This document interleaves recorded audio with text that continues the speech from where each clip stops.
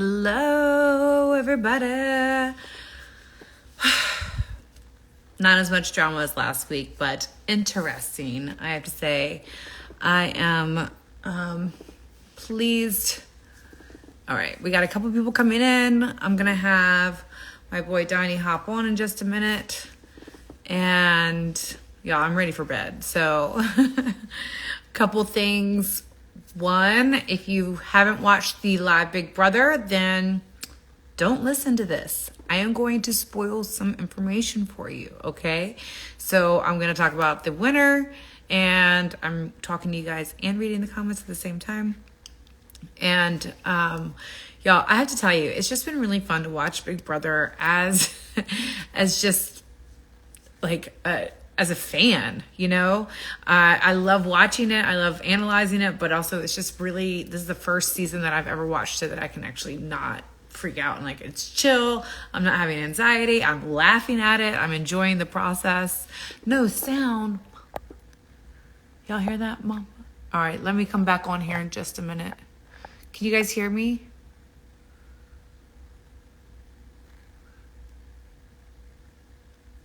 Wadapalooza, January? Probably. You guys can hear me? Give me a thumbs up or heart it if you can hear me. We're saying some. You guys have sound. Okay, great. Well, fantastic.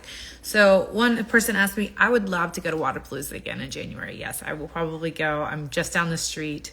Perfect. You guys can hear me. Okay. So as I was saying, it's really fun to watch as a fan and not have like panic attacks, anxiety about the process and watching everybody kind of lose their mind. Occasionally, oh, thank you. Occasionally, I'll peek in on the live feeds, which is really kind of fun, especially now that everybody's like really playing some game. And I love that all the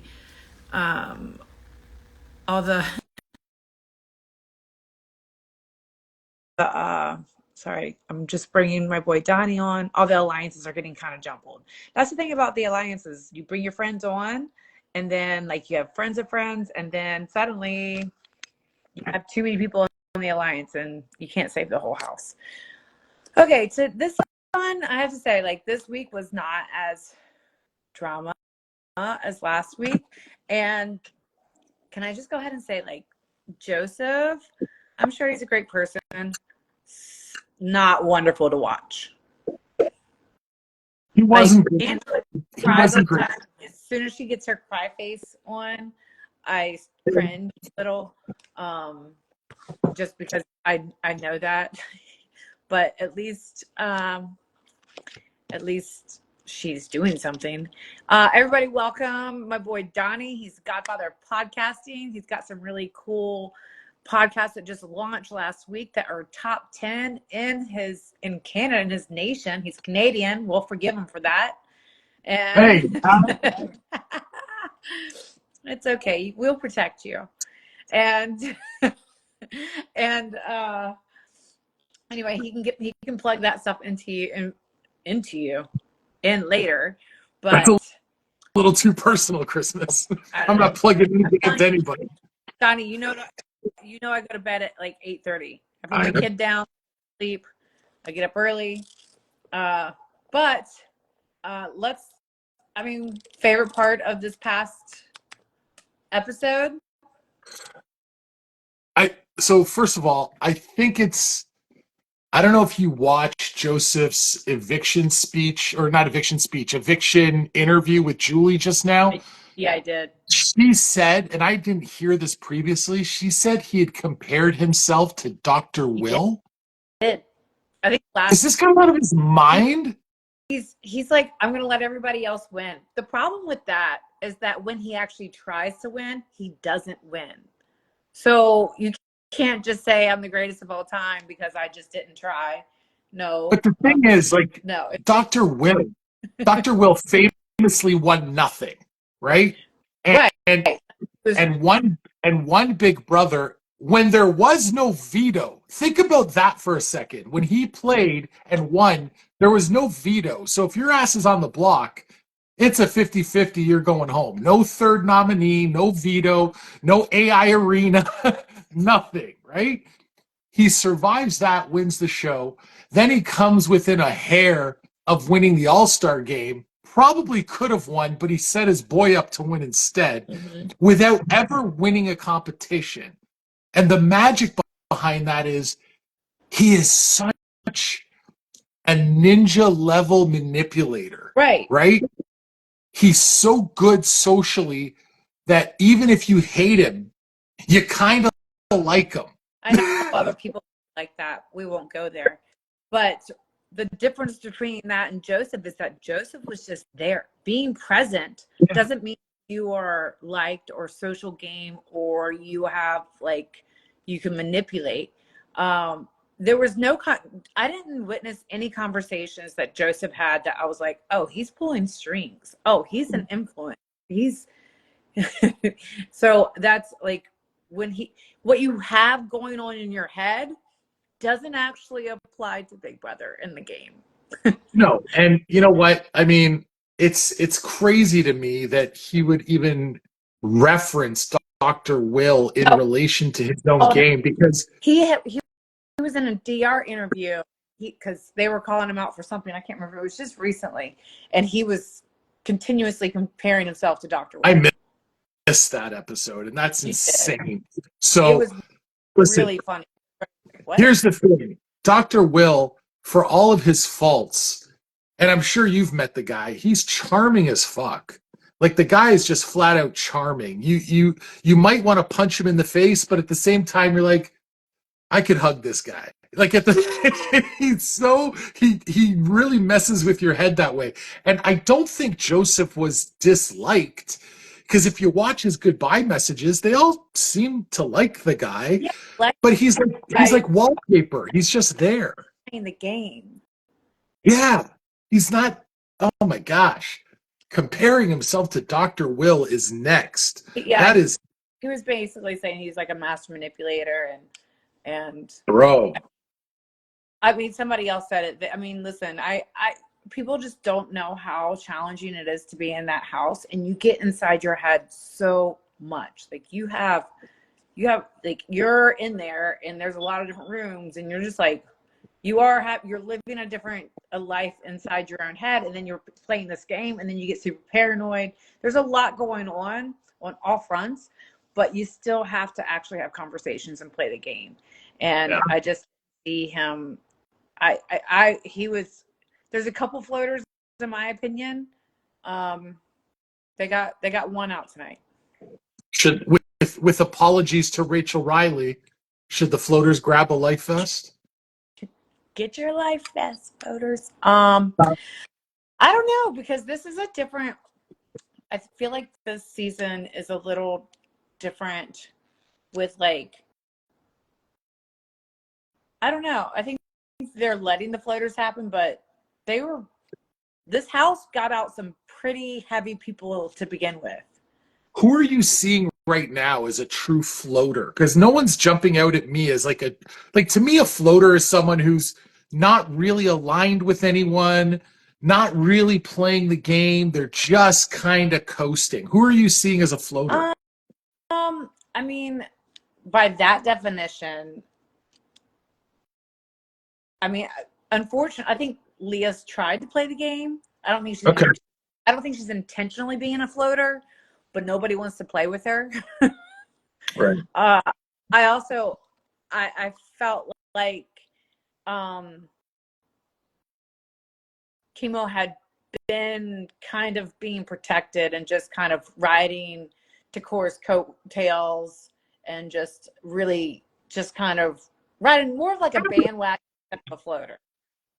Yeah, to me, especially because like we're just now, as they announced at the end of the show, we are now at the jury stage of the show, right? Yeah. So we're getting into the nitty gritty. To me, it's really hard to identify someone this early as being a floater because it could just be their game. Like, hey, I'm aligned with some people that are going to keep me safe and my hands are clean. And as far as everyone knows, I am just not in the mix. announcing that and you're not telling America that's what your intention is as you're doing it, then you're just don't know. That's fair. You should sell it to the audience in the DR so you get that public opinion on your side. Listen, I was very, very clear on my first season, 19. I was very clear. I was like, look, I broke my foot. I'm not a physical threat anymore. Nobody, like, I'm your shield. Use me, carry, like, I'm literally like the dead weight. Okay. I'm a vote for you or against them. Like, I worked that social strength of like, I can't win a comp for you, but we did. But I made myself to be known to be disposable, which meant that I never was disposable. Kind of like a doctor Will. Hmm?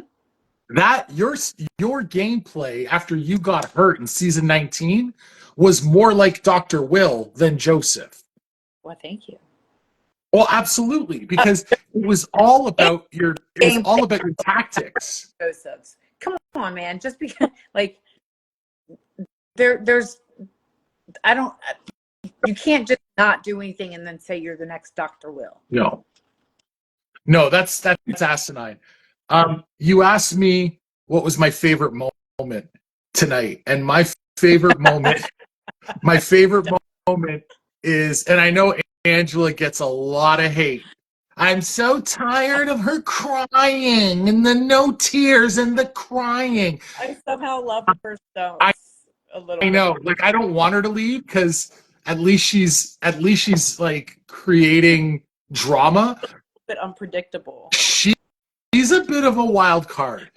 But here's the funniest part to me. Angela goes in to place her vote to evict, and she's bawling and says, I'm sorry.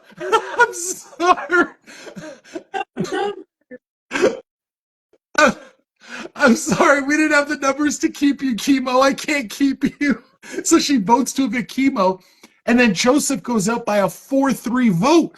Not only did they have the numbers to keep Chemo, her vote was irrelevant. But she is not in the game. I mean, think about it was 4-3. So she voted against the person that she wanted to actually stay. It would have been 5-2. One other person. Yeah, it would have been 5-2 if she voted properly. Yeah, but if somebody else had voted with her to keep Joseph, like she could have been on the wrong side. I mean, she was on the wrong side. But right. When you're not aligned with your team, your alliance, and then the house, you voting against what you actually want to do, you could have been that swing vote and be like, wait, that was down by one vote. But if you're in that house, and I understand, Rabina wins the AI arena. She pulls herself off the block. Can we talk about that comp real fast? That was made for her acrobatical ass. Being like, small. She started doing it, and I was like, she's like a little spider in there, It was fun to watch her break out some of her badass moves. Yeah, but now that you say that, the conspiracy theory people are going to be, oh, the producers wanted Rabina to stay, so they made that the competition because they knew she would do well. Well, let me tell you, that stuff takes a long time to set up. You're locked in that house without being able to go into the backyard. Right. It is like, no, they have this so well thought out for the entire year before. Good job, guys. You know that's the narrative that's out there. Yeah, I know. I think it's nuts that Angela, in that whatever it was, that 4-minute span where everyone is huddling, trying to decide what to do and who to vote, she comes out of that going, I'm sorry, Chemo, I don't have the votes to keep you. No one's talking to her. Yeah, I want to go back and find out, like, who told her that they didn't have I want to know who was the cherry bomb in her mind. Oh my God. Like, if I was her, I would feel very unstable, like very unstable right now. I think she's felt unstable since the very beginning. Yeah, that's probably a fair comment. It's very fair. It's very accurate too. Yeah, I think you're right. I do like watching her a little bit because I mean it's a little like it's a little cringy at times because you're just like stop crying, like Yeah. you know. But the memes that came out from CBS today, like they do all the memes and it's so funny. It's like when she starts crying talking about Leah, how like she's just such a great person. The caption was like when you're 2 margaritas in and you met the girl in the bathroom. CBS put that out? Yeah. Go look at it. I mean, it just got put. There's a whole bunch of them. They do a whole bunch of these memes, and it's hilarious. Oh my God, that's hilarious. They got jokes this year, man. I mean, maybe they had jokes last year. I definitely know they had jokes about me and Josh and all the people, but I'm enjoying watching it this year. Finally, Trolling. It's like trolling your own. Trolling your own product is next level. I like that. That's hilarious. There's a comment here from Clinton. It says that was the same comp that sent Michael home. I'm blanking. Who are we talking about? Michael who? I don't know. Michael who? What season, Clinton? I'm drawing a blank. Help me. Encyclopedia for this stuff. He's gonna tell you what season. Yeah. Super great. I don't know. I have the memory of like a squirrel when it comes to this stuff. Me too. And honestly, like even inside the house, you just get into this tunnel, which is kind of crazy because you have to remember what you did on every day for one of these late in the season comps, and you really don't prep for it until you're like, oh man, it's coming up in the next few weeks. Okay, so I liked watching Rabina kick butt at this AI comp. I'm glad that they're going back to classic BB. I liked the 3 people because it just made a mess of the alliances. But I am glad that especially now going from jury on, that they're going to do the 2-person classic nominations. That way somebody can actually get backdoored. Because I need to see, gosh, come on, can we have a classic backdoor blindside? Yeah. I need to see an explosion. I need somebody to lose their shit a little bit. Like it's been very kind and sweet and funny, but I need somebody to get mad. I want to see a fight. Yeah. Popcorn. You know what?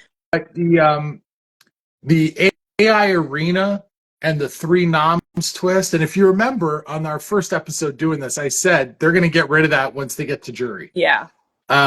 So that whole wrinkle, it addresses the problem that a lot of fans have been bitching about for the last few years. Everybody just votes at the house. It's so predictable. So this wrinkle shook that up a little bit. Yeah. But the counterpoint to it is what you just said. It's impossible to backdoor someone. I shouldn't say impossible. It's very, very hard. Well, everybody that not everybody, but the people that I would have probably voted out usually won the AI arena because, I mean, let's be real. Listen, I love Rabina and I like her as a game player in this one. However, if I was in the house, if she was on the block tonight, she's out. Like the other two are manageable. I can beat them physically and socially. Yeah. But Rabina had like awesome flair, and she got back in everybody's pocket very quickly after Tucker left. Like, literally. She's not black. She's not listed. I mean, she's not burned from the association with Tucker like a lot of people I would have expected. Yeah. I saw Tucker posting on Instagram this week. He's watching the shows. He's seeing Rabina struggle. He's like, I'm breaking in. I'm coming back. Nah, bro, you're done. Well, you remember Josh had to break out the first night in the house. Like production was like, stop him. He was trying to climb up the walls. I love her. Josh. I connect after the show. I like that. I like that showmance. Oh, Rabina and Tucker? Yeah. Okay, so speaking of showmance, you've been preaching to me for the last few weeks that we've done this thing. You're like, oh, when Mackenzie gets out, her and Matt, and all of a sudden we're seeing some No. Mackenzie and Cam. Let me tell you, I wasn't preaching that it was what I was preaching. Go back and watch the film. Preachy. Go back and watch the film. I'm preaching that there are real connections in a very short period of time. I think you said that when they get out of the house, they will definitely be getting together. I think so. So what's up with her and Cam? Is she bored? Bitches get bored. The bitch is bored.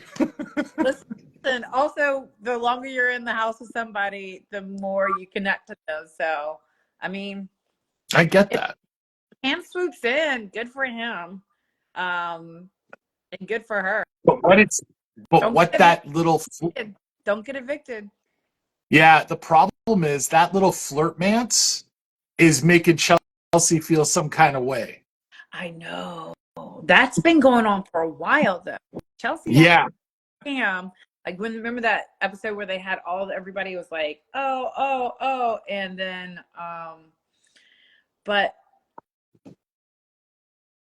they're there to win, I guess. I mean, Chelsea and Mackenzie never were on the same team. No. And Cam has been working with both of them. Right. So, and that's gonna piss off Chelsea even more, right? Because I'm not aligned with this girl. Now you're spending a lot of time with this girl, and I've got feelings for you. Now I might have to vote your ass out. I mean, listen, Big Brother's pretty twisted in that way. I think they should just do a Big Brother throuple. Stop telling us your fantasies. I'm just saying it's modern times. Like, there's never been one that I know of in Big Brother history that's at least on the show. It's a throuple man. Showman. Big Brother throuple mans. Well, we tag a word that is appropriate for showmance, for throuple. And listen, there's I don't know, I have so many things I want to say, but I'm not gonna. Oh, you say it. You say it. Oh no. You know what? There was a chance for a throuple mance with Zach and Frankie Grande and literally anybody else. Literally anybody else, but nobody else jumped in.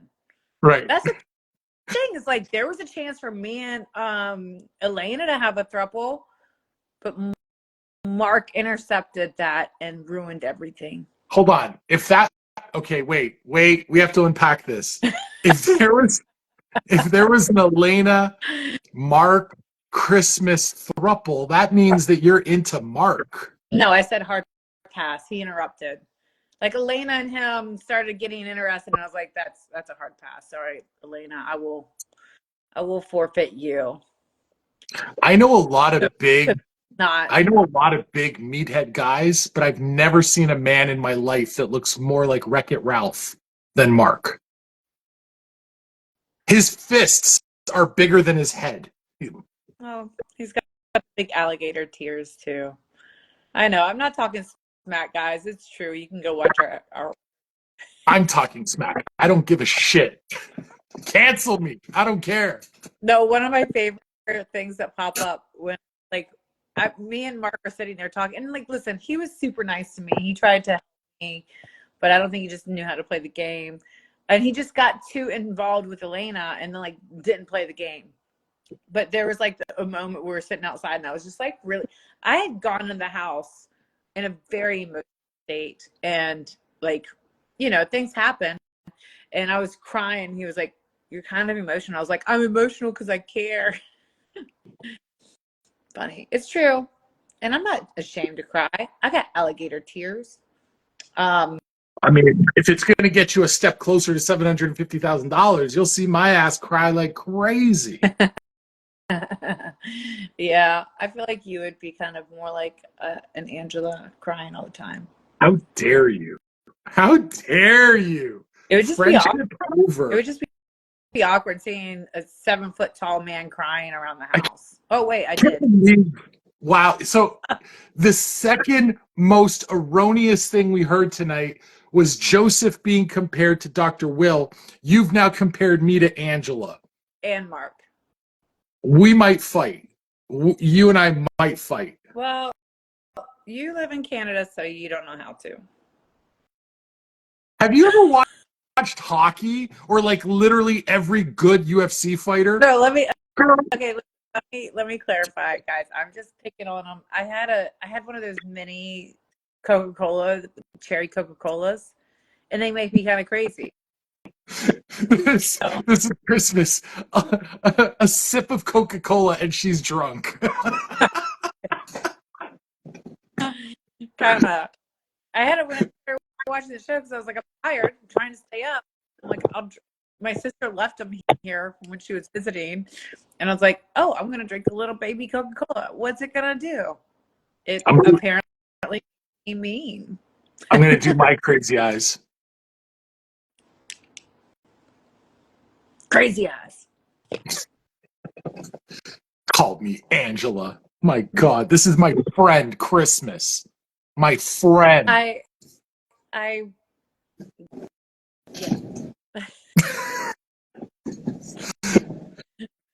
You know what? I already told you. And for anyone who hasn't heard this rant before, I have no shame in saying this. I've never been on Big Brother. I've watched every single season that has existed. You know, Big Brother. What's that? You have shame about No. What I was going to say is, Big Brother. No. I would have loved. Right. I would have loved to have been on the show. But if I was ever on the show, you wouldn't have time to determine what my gameplay was or what my strategy was. I'd be out on night one. Like night one. No, Donnie, I don't believe that. You have, I mean, you're like a master podcaster. You know how to talk to people, you know, ask questions. You know. I mean, with that, be like, dude, yeah, I'm going to get you out. I would call my buddy Pooch and I'd be like, yo, bro, you and me, night oneers. Actually, I think Pooch lasted till day 3. Well, Cameron was on my season. He was on the block with me the very first night. The whole joke is Cameron who? I don't even remember Cameron. Exactly. I got to look this up now. Nobody does. Even the people will remember the girl that self-evicted over Cameron. Big Brother 19. Cameron. What does he look like? Like Cameron? Oh my God. I'm looking at a picture of this guy. Like, show us. It's the first time I'm ever seeing this guy. Yeah. So we went into the house, immediately did a comp, and unlocked I can't remember exactly, but so it was me, him, and a third person block, and they voted. Bad people. Bad. I don't remember this dude at all.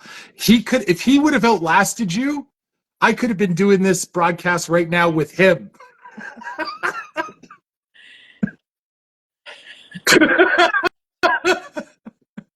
Maybe he would have broken his leg. Like your views with that different universe. In that worst timeline. Yeah. I don't even remember. Megan's the one that self-evicted? Megan's the one that self-evicted. Cameron was evicted on the first night. Megan self-evicted. I broke my foot. Like it was chaos the first 2 weeks. Yeah. Chaos. And I mean, I talking about it was fun. That's so insane, man. I don't even I just looked at Cameron's cast photo as if it was the first time I ever saw his cast photo.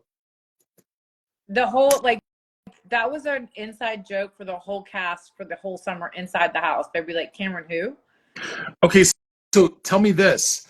Whenever there's like Big Brother reunions and get-togethers, does that dude even show up?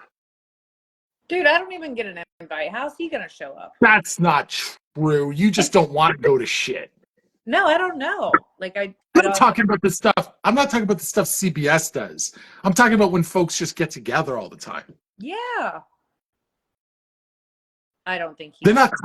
nobody connected with him. What's terrible is he had to he was they sequester again for the 3 weeks because he was in the buyback competition later, and Yeah. did it. So no, I don't think I've seen. I don't even think I follow him. I don't mean to not follow him. I don't follow a lot of people on BB, but I am now just trying to like kind of getting plugged in again. Like I said, it was real traumatizing watching this for years. It's funny. The season, I forget what season it was, a couple of years ago, the year with the cookout. I feel like that cast, I feel like they hang out every day based on their social media. It just looks like they're always, and like when I talked to Nicole from that season, it seems like she's always hanging out with people from their season. It is so funny how tight they are. And there's a few people from your season that are like that too. Like I saw Elena the other day. She was hanging out with Jessica. Yeah. Right? They live close to, well, both live in Texas. Right. It's just, it also kind of depends on like who you connect with, where you land. Like for me, I couldn't go anywhere, do anything. I broke my foot right after I came out of the house. I got pregnant. Yeah. Into it. Clinton said it was season 23 for the cookout. Oh, okay. Thanks, Clinton. Like real life mode, where honestly for the last 10 years prior to that, I had a great career, and I was traveling the world and doing everything. So what they're doing now, I had already done, and I could just snuggle my little baby boy every day now. But I do like, let's just I love keeping up with BB. I mean, they're just family. Even if they're a completely different season, you're just like, I got you. And you don't have to have liked their gameplay. You don't have to have liked, like everybody that we're talking about right now on the season, like there's like, even Angela, if she's going to call me, I'm going to talk to her. Like, you just have this appreciation for who they are, and you know what they've gone through. And it is true definition of trauma bond. And you're just like, I got you. Yeah. Yeah, no, I buy that 100%. That makes a lot of sense to me. But the truth of the matter is, if you got invited to a Big Brother reunion hangout, you'd be like, I'm good. No, I'd love to go. Would you? Okay. I'm going with you. Now, let me refrain. Like, there was a time period, and I talk about this openly. It's just, I was just, like, I had a lot going on, and I still do now. It's just like, I've been working through a lot, and a lot of really positive things have happened in my life recently that just allow me to be able to be open to something more like that. You know what I noticed tonight? Like, you didn't like that answer. No, it's all good. I know that. Listen, the problem with you going to a Big Brother hangout is you want to be in bed by 8:30. Yeah, I got to really plan to rally. Yeah, they could do a Big Brother reunion brunch, and you're all over it. Oh, I will host that for sure. Like, you know, I noticed something interesting tonight with the eviction. Do you realize this is the first eviction of the season where it wasn't somebody who refused to vote Ainsley, the AI, into the house? Every other person who's been evicted was somebody who said, no, Ainsley, you ain't coming in. Every single one. That's one of those details that is so granular that, like, you have just looked under a rock and gone through a wormhole and then came around your butthole. It's one of those big fan. It's one of those conspiracy theories that's out there. And obviously it's ridiculous. It's just coincidence, but it makes me laugh, right? Because you look at Kenny, Cedric, Matt, what's her name? Two people keep, like, try and keep her. No, there was 1, 2, 3, 4, 5, 6 people that 1, 2, 3, 4, 5, 6 people that voted to keep her for her to stay. Smarter game player. Yeah. The Nicer, first person play a better game. That's my explanation. The first person evicted that wanted Ainsley in the house is Joseph. This is I hate to be, but this is the stupidest fact. It's what people are talking about right now of a stupid conspiracy theory.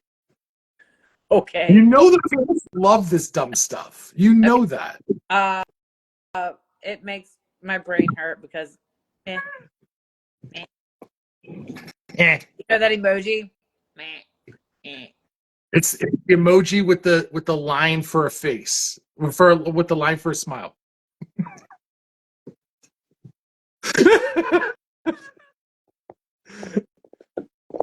Keen Fan 91 says. Move on. Keen Fan 91 says, I wish there would have been a pre-jury buyback. I think he means battle back competition. Yeah, I mean, we talked about this before. Yeah, I think it's kind of played out. You can't do it all the time because then, like the guy who won last season, right? He was actually evicted and then got saved by a twist at the last second. He was evicted and then he gets saved and he ends up winning the whole thing. I feel like with the twist of the 3 noms and the arena, you can't also add in a battle back. It's too much. Well, yeah, at some point, like it's just completely like, what's the point of playing the game other than just creating chaos? You can't have a strategy with that many variables that are out of the control of gameplay. Now, here's a thought, because I think I mentioned this once before. The 3 nom deal was done previously on Big Brother Canada, and they obviously did not do a battle back either, but they did a battle back from the jury house. See, that could happen as long as when they leave, they don't actually go to the jury house. Like they don't have let me just be clear. When somebody leaves the house and they're intending to have some sort of battle back, either pre or post jury, they don't interact with anybody. You go in isolation. So you don't know what's going on in the world and you don't know what's going on in the game. So actually coming back in from a battle back has a huge disadvantage other than the advantage of being in the house. But now what I've seen too is coming in from a battle back, you're kind of outside. You're an outsider. You've lost your alliances. The thing about Big Brother, what makes it work is you're with each other 24/7, and it's not like it gets you back in the game, but it doesn't always work for your game. But they don't. I just want to make sure everybody knows this non-conspiracy theory. Okay, you do not have any access. You do not have any information. You're basically staring at a wall, waiting for your. Yeah, and I've seen things. I've seen things in the past. I can't remember because maybe Clinton will know. I can't remember if it was on the American show or the Canadian show, but I've seen things where people were evicted. They were put into a sequester, but in that sequester, they were able to see a live feed inside the house.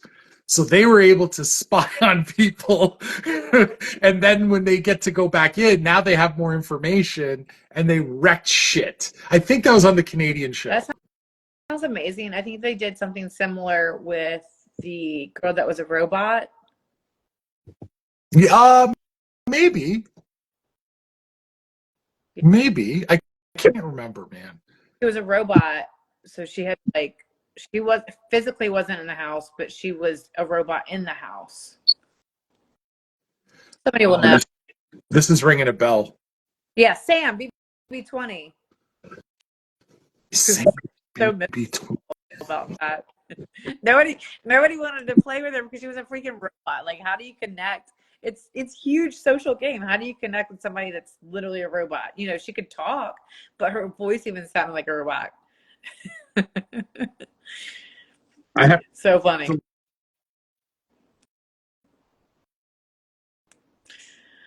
Okay, so I want to I want to ask you, who are your lead Front runners. Oh, I mean, man, everyone that we've looked at so far and said they got a shot, they're now sitting at home. that's you. um, what does that say? I want Ainsley and Zingbot to go at people together. That could be fun. I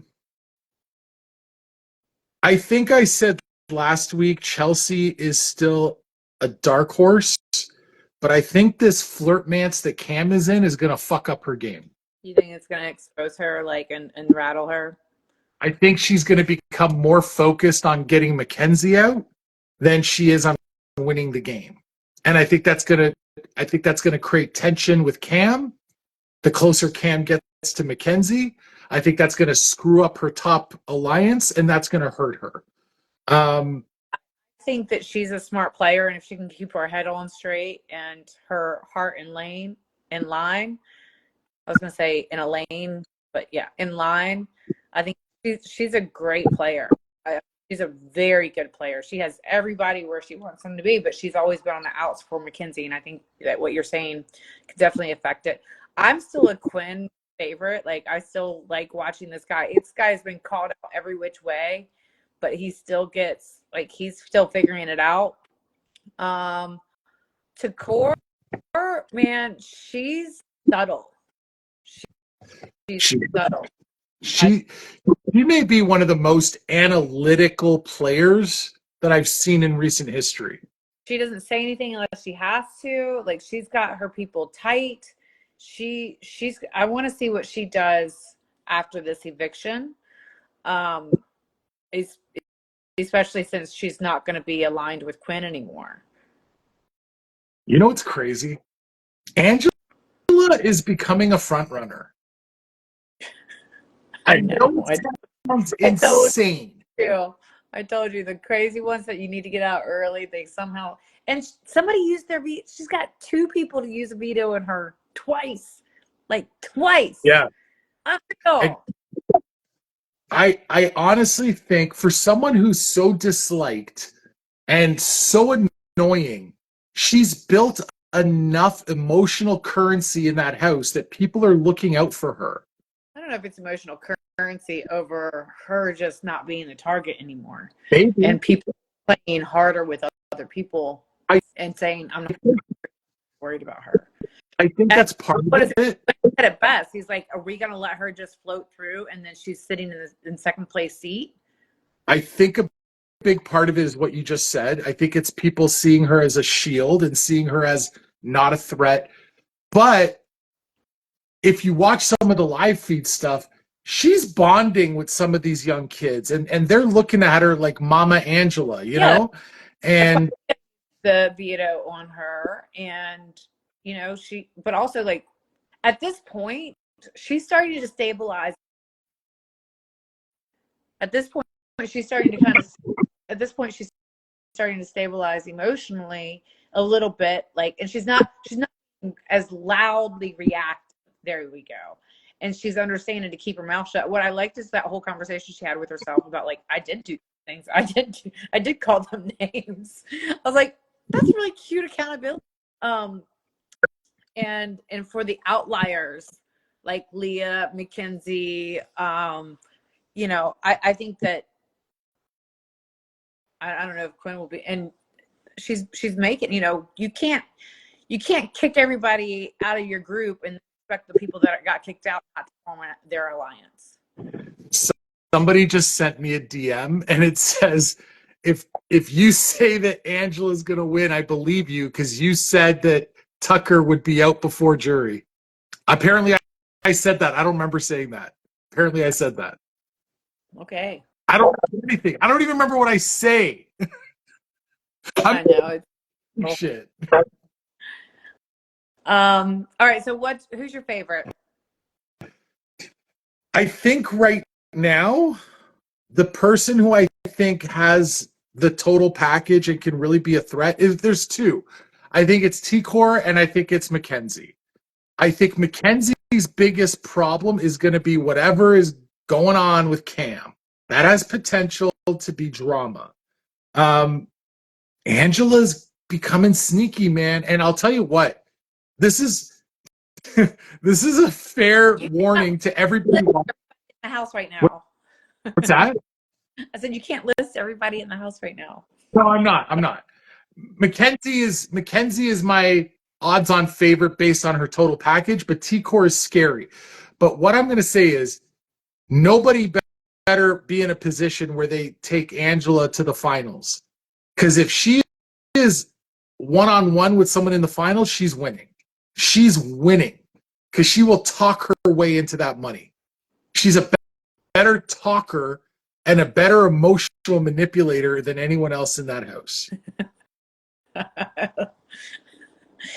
She is to watch. Okay, so I think T-Core is so calculated. I think that she is a very, very smart game player. I think that she's the one to watch. I don't know about, so the thing about it is that like as Big Brother goes on, the competitions become more and more puzzle like, and I'm going to talk about big puzzle like analytical. And I think she processes very well. But there's a handful of games that are very physical. Especially for the BB comics and the finale night, there's always a physical. The finale night always has a really good balance of different types of games, and I think that not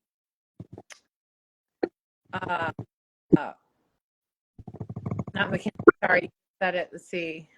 Chelsea has a really good. She's well balanced. Like I think she's very analytical, but she's starting to get emotionally involved, and that just ruins your game. I just like, I don't know why, I just want to root for Quinn. I think he came in, he's played a fun game, he's played a playful one. I think that he has no problem like owning shit, and he does get a little distracted by the pretty girls, but he's also like, okay, I'll lie to him. Yeah. He's willing to do the dirty work, which is what T-Core has shown she has no problem doing. And I think that everybody else is going to fall short a little bit emotionally by having to do that and not being able to not show their cards that they're going to do it. There's a comment from a viewer right now that says T-Core's only problem is her blindness when it comes to Chelsea. T-Core is infinitely more loyal to Chelsea than Chelsea has been to her. I can't disagree with that. Yeah. And honestly, what it's going to come down to with T-Core for me is as we start to whittle this down and people start going to the jury house, I agree with you. When it comes to those mental comps, she's a problem. But when it gets into some of the more physical stuff, the stamina, endurance stuff, she's going to need an alliance member to lean on. And who is that for her? I don't think she has that guy anymore, or girl. I don't think there's anyone that she can count on that can do that and keep her safe. And that's going to be the problem. Yeah. And I agree with you. Like the total package, I think Mackenzie. I also think Quinn, honestly, and Mackenzie. I mean, and Chelsea, but Chelsea's getting a little affected. I don't know. I'm curious. I want to watch it. Like, I legit think Cam thought he signed up for The Bachelor. Like, I think Cam is on a different show. Oh yeah, Rabina. I mean, I don't know about that. Those mental comps, these memory comps, these things that I haven't seen a strong play in her yet. I think she's got good social game. I think she's got good physical game. I think she's smart. I just don't know if she's the analytic processor that Chelsea and T-Core have, and even Mackenzie. She is smart. Smart girl. Yeah. Yeah. Asking about and T-Core together.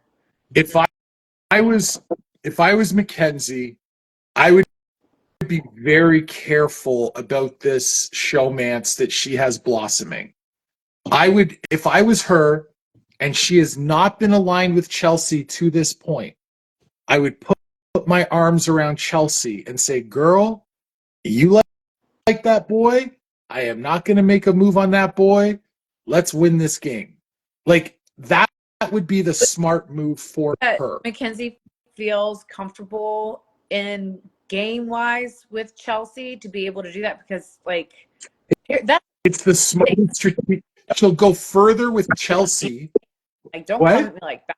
But I also, there are a couple things happening. One, as you go on as you get further and more isolated in Big Brother, you don't, like, the novelty of that showmance kind of dissolves. So you actually don't think that you're in a showmance, and then you are, right? You're like, wait a minute, these feelings are there, and then you have to deal with it game wise. But I think what you're saying, Mackenzie needs to kind of, like, really emotionally separate herself from Cam, and game wise show that she can work well with Chelsea. Yeah. And some prove that to her. Yeah. And, like, really so. And she, do you think it realizes that she, like, that this little thing is going on? I think Mackenzie could even play Cam a little bit, have a private conversation, go, listen, I know that people, like, because you saw in the DR today, right? When they showed that clip of them cuddling in the bed in the HOH, Rabina's getting annoyed by watching them. T-Core's annoyed watching them. Chelsea's hella annoyed watching them. So I think if Mackenzie is astute to this, she's going to go, Cam, we have to be just friends as far as everyone else sees. When we get out of the house, we'll see what's up between us. Yeah, but also, like, as someone there, sometimes you just cuddle to cuddle, Did you come to cuddle or did you come to win?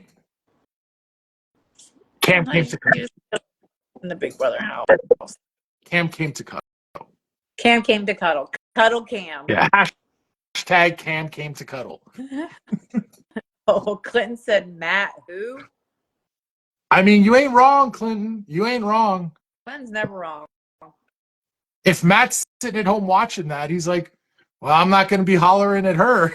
I mean, tell me, I have so many things that I want to say. Say them, you wimp. You don't think he came out of his house and was just like, suddenly people are all up in his face and his DMs are messy. Oh, yeah. He's probably had very little alone time since he got evicted. No, man, he's been hanging out with his mom and working out. Yeah, that's what he's doing. Matt, if you're out there, come join us. Hold on, I got a request. No, that wasn't it. Sorry, Matt didn't request to come in on this live. That would be funny. Let's see. Someone said, who's your favorite person left? I mean, just in terms of sheer entertainment value, Quinn is funny because he's just a freaking hot mess. He is. I just think he's so adorable. Like, I like his energy. And because like, he's so, like, raw. You see his face, he's like, what? And, like, he starts crying and he's like, I mean, I like him. Remember when we first started doing this, you were comparing him to, like, Ian?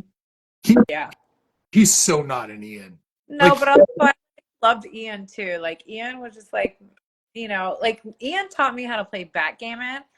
I am really good at that. Okay. He's a world champion backgammon player. And I just have, like, I got a little space in my heart for the kind of little. Yeah, they're both little nerds, but I think that's where the comparison ends. Like, Ian was a super genius. Quinn is not that smart. I think Ian would blush at the sight of a woman, whereas I think that Quinn is probably a huge perv.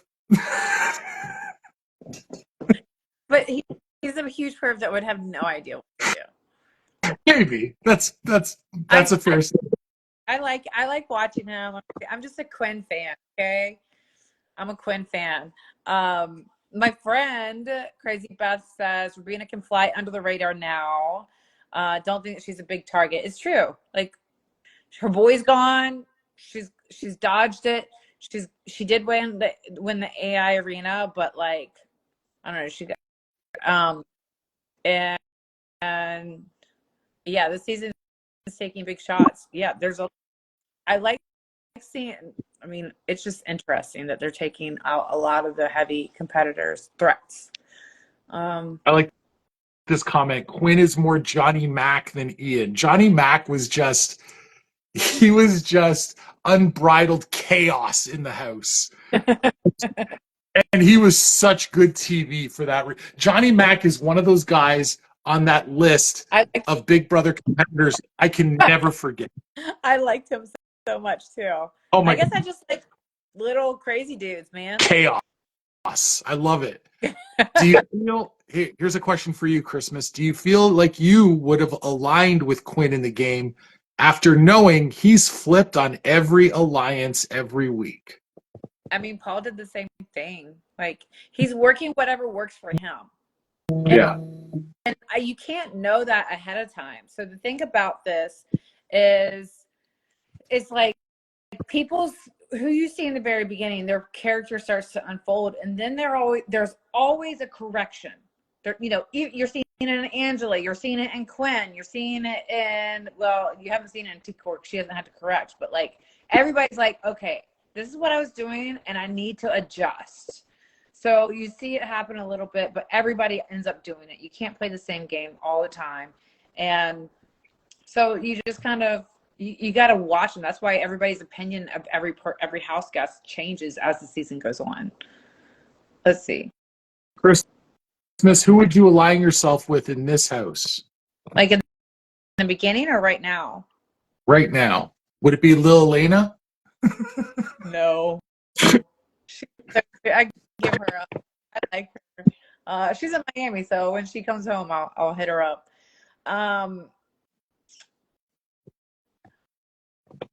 So I start thinking, like, are we talking about would I want to align with or would I trust to align with? I don't know. It's an open-ended question. If you're in the house right now, who would you want to align with? Probably Chelsea. Yeah. Yeah. Makes sense. I was thinking T-Core, and I was like, no, I wouldn't see it coming from T-Core that she was going to. But you know what? I just realized you're the perfect teammate for T-Core. You're the perfect teammate for T-Core if you were in the house right now. A, she needs that mental perspective that you have as a veteran. B, she needs someone that can be a threat in a competition that she can't win. She doesn't have an alliance member that can help her that way. You'd be the perfect teammate for T-Core. Yeah, the challenge is that T-Core thinks that what's his name is that for her. Yeah, but he ain't. I know. The only thing he's going to win is karaoke contest. Huh? The only thing Chemo's going to win is karaoke. I know. I agree with you. I think that would be, I thought about it. I feel like I would be able to trust Chelsea more than T-Core, just because T-Core had no problem sending her alliance home. And like during the interviews and everything was unmoved by it. So that's harder to play with than somebody that can show your emotion. You can read their emotion. You're like, okay, they're telling me the truth. They're not telling me the truth. So yeah. I would want to align with somebody that I could not necessarily trust, but read. And I don't think I'd be able to read T-Core appropriately. That's fair. I mean, I think it would probably be different if you really bonded with her. I think she'd probably open up to you secretly, but it's an interesting point. If you feel like you can't connect, then how strong can the alliance be? Yeah, but people connect and they're not in alliances. Yeah, so, I mean, you're right. Sometimes you're just like, okay, this person's ruthless. I'm going to let them know and prove to them that I have their back, so I know that they have mine. And there's just like, you don't have to like each other to work with each other. Someone's asking, like, for me to be able to like feel comfortable going forward, I need to be able to read them. Someone posted in the chat, hey, Donnie, who would you align with in the house? Nobody cares who I'd align with. Who am I? Nobody cares. Donnie's gone. He got evicted. Night one. Yeah, I got evicted night one. I didn't have a chance to make any alliances. They're like, who is this guy? Get him out of here. Like, this guy. Is he walking on stilts? I would love to play again too. Yeah, it'd be fun. Listen, it's kind of like, it's literally like Stockholm syndrome. You're like, put me back in, and put me back. Someone's asking. So look, cares that you would be there.